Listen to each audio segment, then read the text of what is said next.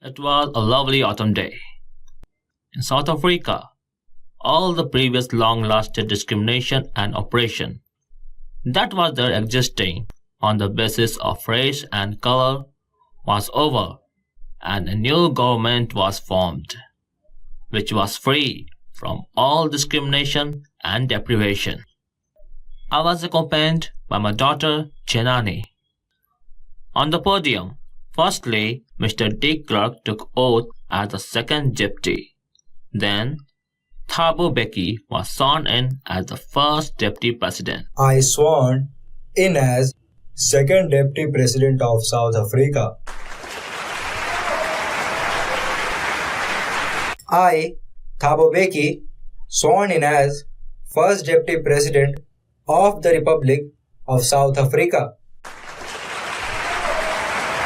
Finally, it was my turn to be sworn as the first president of South Africa.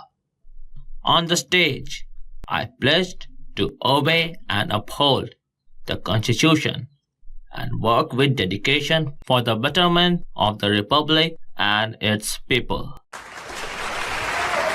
I pledge to obey and uphold the Constitution and to devote myself to the well-being of the Republic and its people. Today, all of us do, by our presence here, confer glory and hope to newborn liberty.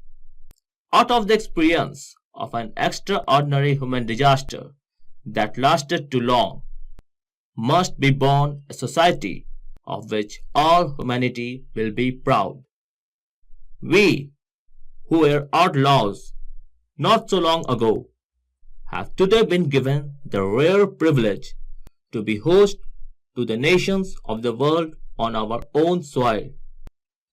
We thank all of our distinguished international guests for having come to take possession with the people of our country of what is, after all, common victory for justice, for peace, for human dignity. We have, at last, achieved our political emancipation. We pledge ourselves to liberate all our people from the continuing bondage of poverty, deprivation, suffering, gender and other discrimination.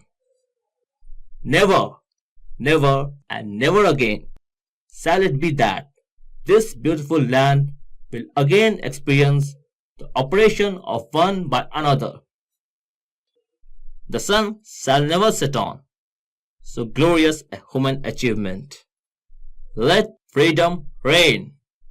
God bless Africa. After a few moments of my speech, there was the roar of South African jets, helicopters, and troops carriers, which flew over the Union building in the perfect arrangement.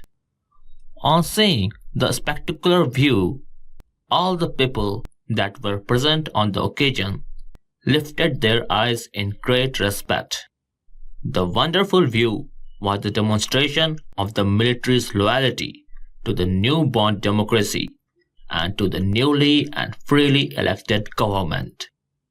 I was mindful of the fact that the same highest generals of defense and police who now saluted me and promised their loyalty to me not so much time before, unlike the occasion, arrested me.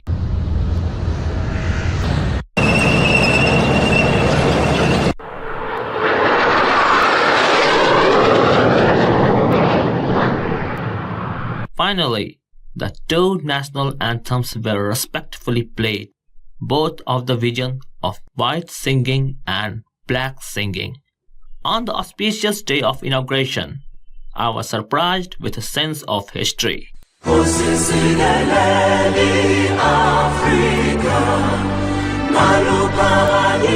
At the beginning of 20th century, when I was not born, the white-skinned people of South Africa had erected a system of racial superiority against the dark-skinned people of their own nation.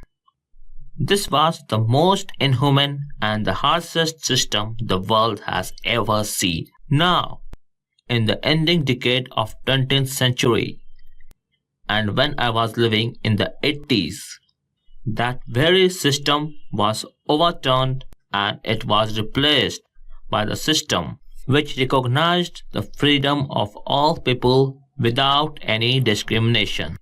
I waited for a long time, which finally came.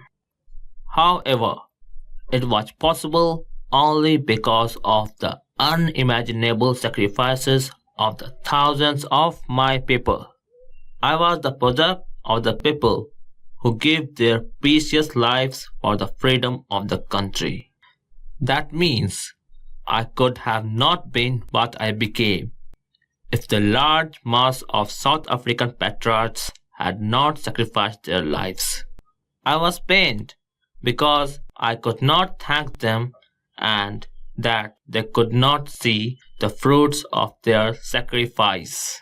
The policy of apartheid created a profound wound in my nation and my people. The wound is too deep to be recovered instantly. However, the long-lasted deep oppression and cruelty also resulted what produced the great freedom fighters of South Africa. These include the people like Oliver Tambos, the Walter Sisulu, the Chief Luthuli, the Yusuf Dats, and the Robert Sobukis of the time. All these people were the men of extraordinary courage, wisdom, and generosity. The people like them could never be known again, perhaps because it needs such long-lasted, profound operations that molds the people to achieve such heights of character. My country is rich in the minerals and gems, but knows that South African people are its greatest wealth. I praise the freedom fighters. It is because of these extraordinary men I learned the real meaning of courage.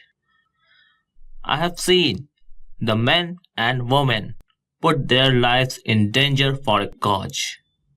I saw the people who stood against the attacks and torture without breaking, showing unbelievable strength and resilience. I learned that the courage was not the absence of fear, but to dominate over it. The man is not daring and courageous if he does not fear, but if he conquers that fear. No one is born in this world to hate another person on the basis of race, color, or religion. But to hate other is learned in the same way as one learns to love others. When I was in captivation, I always saw a ray of humanity in one of the guards, which affirmed his hope and kept him going. Every man has two main obligations in life. One is toward his family, parents, wife, and children. And another obligation is to his nation, people, and community. In a peaceful society, everyone is able to fulfill both of these obligations. But in South Africa, a man who wanted to fulfill these obligations was separated from his family and home and was forced to live his life in isolation and darkness. I too was deprived of fulfilling my obligations towards my parents, wife, children, and other beloved ones. I was not struggling for freedom from my childhood. At that stage, I thought that I was free, as I could wander in the fields, swim in the streams, roam around the village and roast meat, till the time I obeyed my parents and accorded to the customs of my tribe.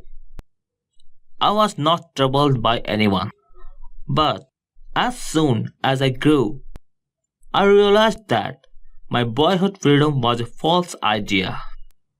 I discovered that my freedom has already been snatched from me. At first, when my mind was of childhood, I wanted freedom only for myself. That was a transitory freedom. But as I grew young in Johannesburg, I longed for the honorable freedom of living a dignified life, not only for myself, but for all my people. Slowly and gradually, I learned that not only mine, but the freedom of everyone had been curtailed. At this point, I joined the African National Congress, and at this point, my hunger for my own freedom became the deeper hunger for the freedom of my people. It was this desire for freedom that animated my life. I was transformed from a frightened young man into a bold one, from a law abiding person to a criminal, from a family loving husband to a homeless man, and from a life loving man to an ascetic monk. I could not enjoy the poor and limited freedom that I was allowed when I realized that my people were not free. Freedom cannot be divided.